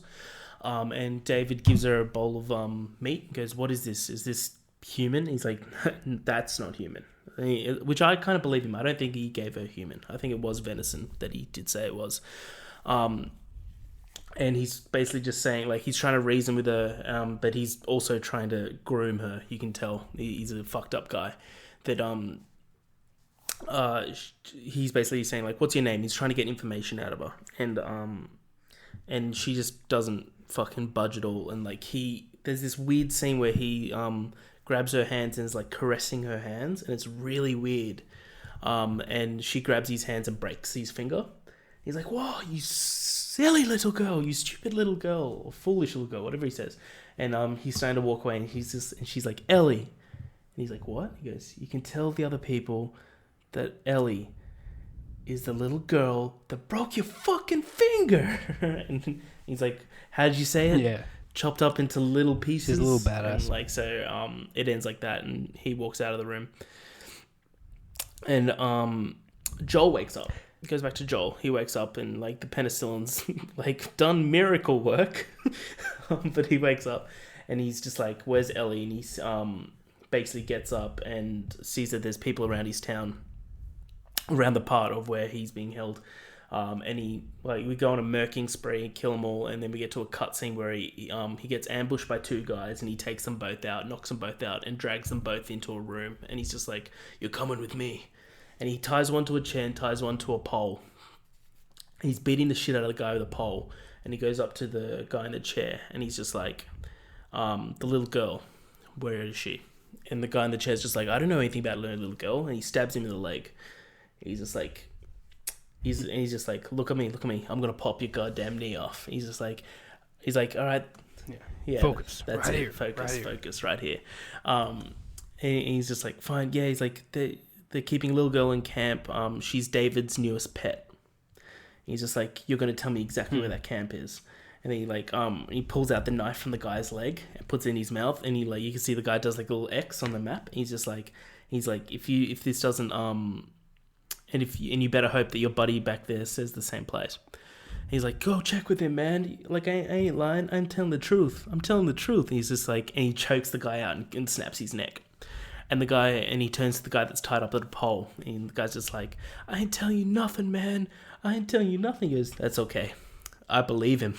And he kills him with a pole. Yeah, and hits him over the head. It's fucking so good. Brutal. So yeah, then we get back to Ellie. She's back in the jail cell, and she gets woken up, and the jail cell's opened, and David and James bring her up and put her onto the butcher's table, and David's about to when they do that, they grab her, Ellie bites David's hand, and she's about to get her arm chopped off by David, and she's like, whoa, I'm infected. And David's like, yeah, bullshit. No, you're not. That's dumb. He's like, roll up my sleeve. And they roll up the sleeve. He's like, what is this? He's like, I'm infected. And now so are you.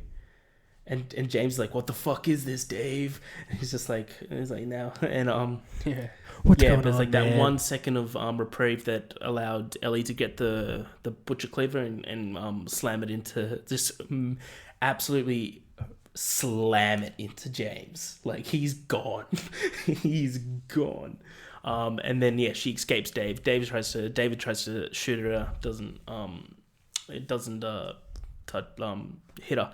But yeah, we go through buildings and stuff, and we eventually get to a diner where we get cornered by David again, which is this is the one nitpick of this entire game. I hate this boss fight. I think this boss fight is terrible.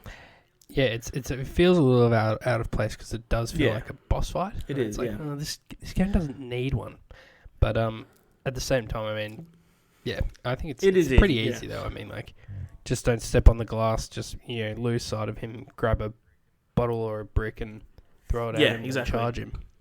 And you just got to do it 3 times.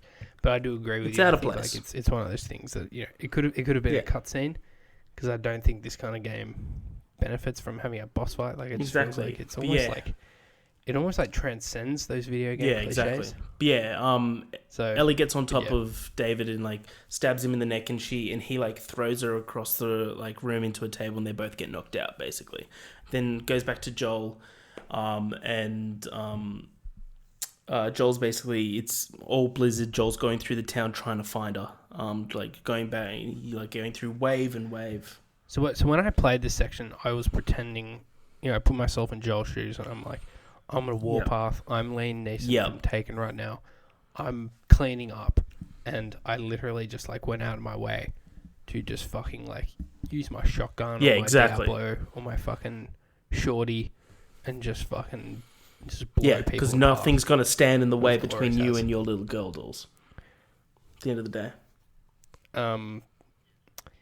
Yes, stealth is definitely not an option here. And there is not going to be one single beating heart by the time you get to that diner. But Joel eventually gets to the diner of where you think Ellie is. And then it quickly goes back to Ellie. And you see it's a cutscene. It's like an interactive cutscene where she's on the ground knocked out, but she wakes up and she's crawling towards a machete. And then David gets on top of her in a very suggestive way. You can interpret it how you want, but he obviously wants to harm her, wants to kill her at least, and do more at most. And she finally gets a hold of a machete, which becomes the most satisfying moment of this entire game. of Ellie killing David, just absolutely I wish hacking at him. even a game as violent as this wasn't gonna show us his face. Yeah. But I wish they did. I mean, it would have been much. It would have been nothing. It just and then Joel gets behind her. It's like Ellie, and like holds her. Goes, it's me. And she finally like recognizes Joel, and she's like, he tried her, and he's like, oh baby girl, and hugs her. And it's like and he like like that was like that's like the unbreakable bond moment. And then it goes black. Them. Like they've been through hell and back to find each other. And, it goes black, and it says one word: spring. Do you want me to continue, Dools, or do you want to take over? I'm happy to continue if you like. No, you're doing well, Haz. You've got do you have some notes yourself? This is my entire notes. I've got character names, I've got themes, and I've written out what I said at the beginning of the episode. That's all I've got. Nice. Yeah. So we start in they're obviously walking into Salt Lake City in spring. Start with Ellie's quite distant with Joel in terms of conversations. She's not really answering him back. That's not towards a type of malice towards Joel, but it's just because of everything that happened to her in Lakeside with David. She's obviously, it's taken a toll on her. You can tell. Yeah, you can tell she's being a bit distant, and actually, for the first time ever in the game, Joel is the talkative one. And there's like moments where she's explaining her dreams and stuff to Joel, and you can really see that this relationship is massive now, which is great. And they've got this little mechanic throughout the entire game of press triangle and boost her up, and she'll get something like a crate or something to push it down, and you get up a ledge. And they did this beautiful thing where you go up and you press triangle and you wait for Ellie, but she doesn't come.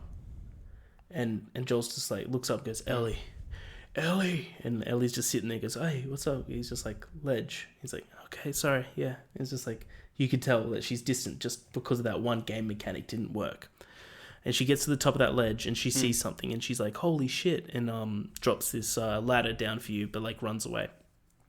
And you don't know what it is, and you can see like little glimpses and stuff through windows of what she's running past until you get to this room that just completely, like, the wall's blown out and you see the whole courtyard, and there's this magnificent giraffe, and it just breaks you down. And this is like the first time that Ellie's seen a giraffe, and like you go up and you pat it with her and you're like, don't scare it, and like it just like that. I remember I burst into tears when I first saw that. I'm like, fuck, they've been through so much. And then you like go around onto the rooftop and you basically see this like basically field that's just like about like 8 giraffes in it. This herd of giraffes just were like walking around Salt Lake City, and I thought it was like so beautiful that you like, even in this world of such villainy, such like disgusting dystopian negativity and violence, there is beauty in it, which I think that's what the meaning of that one moment's supposed to be. There is still beauty in this world. There's you can still find a silver lining or a diamond in the rough, exactly, so to speak. And I mean, it's such a good, nice respite, not just for Joel and Ellie, but the player, like, you know, from all just the fucking, I mean, we've come off maybe the most brutally violent and insipid chapter in the game yet, with David. And now finally, you know, they're giving us a break. And they're like, here, and, you know, enjoy the scenery, you know, look at this. And Ellie's the conduit for the player in this moment, like seeing these giraffes go through the city. Like, yeah, it's just a really... It is. And just before we get to the the monster tunnel, is what I call it, Dools. You got that great conversation where Joel's just like, you know, we don't have to do this. We can just turn back. And she's like, after everything that we've been through, everything that I've done, it can't be for nothing. I think Joel at that point probably suspects that, you know, he's thinking about it. He's like, well, this thing grows on the brain. Like, you know, how are they? I don't think so. Engineering. I don't think so, because like they asked. So, I mean, it might be in the back of his mind that he's like, I don't know if she survives this. I don't think so, because they asked, like, they were having that conversation during that, like, the bus depot bit, and she's like, so what's going to happen? He goes, oh, we'll be in and out. They'll probably take some blood. That's it. They thought it was just going to take some blood and use the vaccine off her blood. That was all that was saying. I don't think that, like, I think he's also probably just saying that to comfort very much so. her and himself. Maybe, but we encounter the monster tunnel, which is literally just like the final bosses of all monsters. And then you get go down this like little bit of a unnecessary quick time event of going through this roaring rapid in this tunnel with this bus that both you and you get pushed into the water with Ellie, but Ellie of course can't swim, even though it's been a year and you haven't taught her how to fucking swim. And you pull her unconscious body up onto the shore and you start to do CPR, and a gun comes to your temple and it's the fireflies. And they're like, put your hands up. He's like, and he's ignoring them. He's like, she's not breathing. He like keeps on doing it, and then he gets knocked out, puts the butt of the gun to the temple. He wakes up in a hospital room with Marlene, and she said the 4 great words I thought was so deliberate. He's like, welcome to the fireflies. I thought that was so good. Just the way she said it, I thought it was sick. And she explained that, like, exactly what you're saying, that the cordyceps with Ellie, how they could make the cure, it grown on the brain, and like without saying it, they're gonna have to kill her. And he's just like, find someone else. He's like, there is no one else. He goes, well, find someone else. I want to see her. It's like, you can't see her. She's been prepped for surgery. And Marlene's to this random henchman is like, hold him at gunpoint, escort him out. If he tries anything, kill him. And starts to escort Joel out, and Joel sees Ellie's bag, and that's all he needs as a motivation. Bloody destroys the guy that's holding him at gunpoint. Like, I love, he pushes him against the wall, brings out his pistol, puts it to his stomach. He's like, where are they holding her? And the guy won't answer. He goes, I don't have time for this, and like shoots 3 times. He's like, where are they holding her? Yeah. And then the guy's just like, level 4, I think, in the surgery room. He's like, and he lets the guy drop to the ground, and he's like kneeling, and he just straight away just puts the gun to the guy's head and shoots him. He's done. Then we go. Joel then proceeds to just fucking wreck shop. Anyone who gets in his way massive rampage. meets a bullet. Massive rampage, which I'm all for. I thought it was great. And you get a new gun in this moment as well, the assault rifle, which is it's a lot of fun. Good weapon. And you can pick up all these different recordings, again, environmental storytelling, a little bit extra that shows you that this is like their last resort, or for a cure. This is the last resort to save mankind. But I don't think that they can't be certain that it will work. That's all I'll say. They cannot be certain without fully tests of it once they get the brain out. So that's fine. But he finally gets to the surgery room where Ellie's there, and she's on the table, and you're there. You face 3 doctors, and the first one comes at you with a scalpel, and tell you what, Dools, I went at that guy like bloody white on rice. I made him feel pain. So you actually only need to kill the one surgeon with the scalpel? No one lives. All 3? No one that had the intent of cutting my little girl's brain out. No way are you living. You're all dying. I didn't kill the female surgeon. I just killed the first 2, and then she kind of dropped to the floor and begged for her life. I killed the main guy. Then I killed the female one, because the female one was just like, please stop, please. And the other guy's like, shut up, Sarah. So I was like, I want you to watch this before I kill you. Like, I got really psychotic. Oh man, wait, Sarah. I don't know. Interesting. Wouldn't Joel then hesitate if he heard Sarah? Like that probably man a different Martha? name. Let's be honest, like Helen or something. I don't know. But yeah, he picks up Ellie, and you sprint out of the hospital, and you're narrowly avoiding all the fireflies left, right, and center. And you go to you get cut off by Marlene in the parking garage, where Marlene's like, please think about this. Like, what would she want? And he's like thinking, and it cuts to a car driving away, and it's Joel, and you don't know if Ellie's in there or not, and Hero makes some noise in the back. Because Joel knows. Ellie probably would. Ellie would probably agree. He hears some noise, and Ellie's in the back, and wakes up, and she's like, what happened? He goes, well, we got to the fireflies, but you know, there was about 24 of the kids like you that were immune, and didn't do any good help either. I'm sorry. And you can tell she's like devastated. Then it cuts back to what actually happened, where Joel kills Marlene. Well, shoots Marlene. She gets on the ground. Joel puts Ellie into the car and goes back to Marlene, and Marlene's just like, please, let me live. And I love this because would have been such an easy plot point for a sequel. He's like, you just come after her, pop, ices her, murk, Yep. see you later. I thought that was so good. And then we pick up to little epilogue is Jackson, Wyoming. They're Joel and Ellie are going to Tommy's town.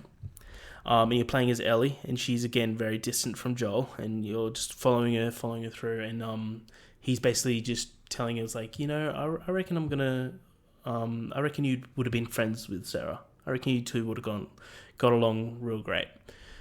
And then she stops him. He's just like, back in Boston, when I got bit, I wasn't the only one. It was my best friend. Like that was the first person that I lost. Something like that. It was like Riley was the first person to die. Something like that.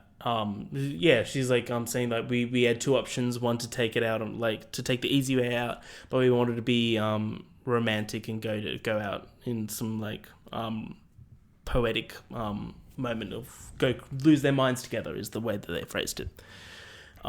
He's just like trying to reason with her. It's just like trying to make her feel good. It's just like you got to just keep finding stuff to fight for. And she's like, just swear to me. He's like, what? He goes, swear to me that everything that you said with the fireflies is true, and I'll drop it. And he's that moment where he steps back and goes, I swear. And the camera just pans on her, and she's like, okay. And then credits roll, and tears roll, Dools. Lots of tears. Tears roll. So that is, it's a pretty powerful ending, and you got to imagine the lie Joel has spun here. Pretty big lie. You got to imagine it'll have to play some role. I'm sure in the sequel. So I'm just gonna be fascinated to see how that pans out. I mean, obviously it'll have been 6 years, or so 6 or 7 years since the first game, but you got to imagine that they will touch on, maybe the friction or whatever happened between them. Now, so that's the story. Do we want to touch on, like, gameplay real quick? And, I mean, just more in depth? Sure. We're riding up onto 2 hours at the moment. Don't be a bitch. I'm editing David. No, I guess I'm just curious about your play style and things like so I think I was a big fan of using pretty much every single weapon with the exception of the bow and the flamethrower. I think I didn't use those a ton. I maybe used the flamethrower in the monster tunnel a little bit just because it was good at kind of like crowd control kind of thing. But I think my favorites were the Diablo, which if you added armor piercing, which would just ruin the dudes that would wear body armor. I mean, it would one-shot them. Like, actually, in the last section in the hospital, you get your Diablo out in that last corridor where there's, like, 8 guys. I just one-shot all of them. Yeah, it's insane. You don't even need headshots. So, that's a really good gun. And then otherwise, like, typically, I think what's really good about the gameplay is that it never feels repetitive because just when you think you might be getting a bit sick of fighting a bunch of infected, it'll quickly throw in, the next combat situation will be a bunch of humans, and you've got to quickly adapt your play style because you can't really fight them the same way. You'll typically fight infected in more claustrophobic areas, and I find you got to be a bit more stealthy with the infected, because if you run and gun them, they're not like humans. They're not taking cover. They're not pausing. Like, they're running at you as well. And, like, if you don't have something to stop the clickers, like, say if you shoot them, I mean, they're still going to run at you. If you don't have a shiv, you're fucked. I mean, bloaters can grab you no matter what, and they can just rip your jaw apart. So, I mean, would you have to find you to tackle a different combat situation in a different way, depending on whether you're going up against infected? Yeah, infected, I go a lot more guns blazing, if I'm being honest. Yeah, humans Really? I'm a lot more stealthy. Just because humans, they've got I found that they have range. You know, other than the bloater, you can, as long as you can basically shoot down any type of infected, other than that because they're just running towards you basically. So that's how I saw it. It'll of course depend on difficulty. I would always just feel like I'd get overwhelmed if I'm going guns blazing and they're all running. Oh at me man, at but I once. use traps so much. So if I see like a room full of infected, I make a path and basically put traps. So like I run past a trap, and then if a clicker's sprinting at me, then like they get the spike bomb, and then that's how that one gets taken out, etc., so on and so on. But yeah, that's how I play. But of course, that would depend on difficulty. That if you like fewer resources, you have to play more stealthy, like of course. But yeah, I always played super stealth with humans. The bow and arrow is my friend, massive friend. But yeah, all in all, Dools, I think this is a phenomenal game. I like, other than that little snippet of the boss fight with David, I can't fault this. I think this game is a true masterpiece, and like it's a revelation of storytelling in games. It's an absolute argument to anyone that says that games aren't art. That's how I see it. I couldn't agree more. I think it I feel like I enjoy it with even more with each new playthrough because I pick up on little details I mightn't have the first time round, and or I didn't, maybe I didn't read every single collectible the first time round, and this time I did, and the world building is incredible, and I think the only thing I'm worried about with the sequel is that this is just so beloved, the first one, that it's like, well, how could they possibly top it, let alone how could they possibly come near it, let alone top it? So remains to be seen if anyone can do it. It is Naughty Dog and Neil, so I do have faith. But yeah, I mean, it's just a really special game, and in my opinion, it really it's one of those games that put gaming on the map for a lot more people and made people sit up and take more attention. Like it rivals a lot of exceptional television and film in terms of writing and narrative and characters, and I think if anything, for a while now I've kind of felt like video games are my favorite medium just because of all this, like the agency you have in a game, and then the stories they can do. I mean, a story like Red Dead 2 as well, for example, like that is like a saga. That is like a really good television series, and but I feel like you just get more attached because like you have agency and you're in there, and it's kind of like there's a bit of your DNA in the game because it's you playing. Whereas like a TV, you're just you're along for the ride, but you don't really have a part to play. So games are unique in that way, and I think it's just like the top of its class in that respect. Nice Dools. I reckon that's a pretty good way to Thanks, Az. to leave it out.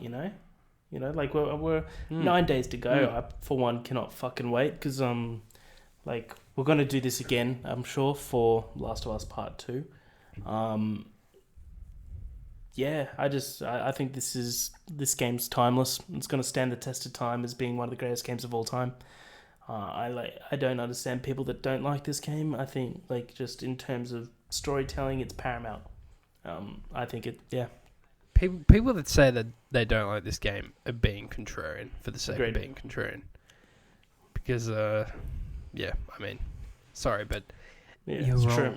Well, unless you want to touch on anything else, Dools, do you want to close us out? Sure has. This has been another installment of the More Cops on Duty podcast. So this is your in review podcast, which is replacing More Cops on Duty Prime this week. We'll return next week, I think, because I think are we planning on doing a PS5 event? Yes. Post-mortem on Friday? Yep. So there isn't too much in the way of movie news this week anyway, but I think next week we'll kind of, get back in the swing of things and cover. I've got movie news notes that I wrote for it before we decided to do The Last of Us. I'm like, it's not much. Yeah. I think, actually, did you see this Goonies 2 thing? Sorry? Did you see a Goonies 2 thing? Did you see that? But no, we'll talk about that next week. Yeah. Apparently being made. Yeah, but anyway, that's exactly when we can do that next week. We'll fucking see. So yeah, catch us on all your favourite podcast services, YouTube, Instagram, Twitter, at Morcops on duty. And I'm Dools, Has, you are you. We're out.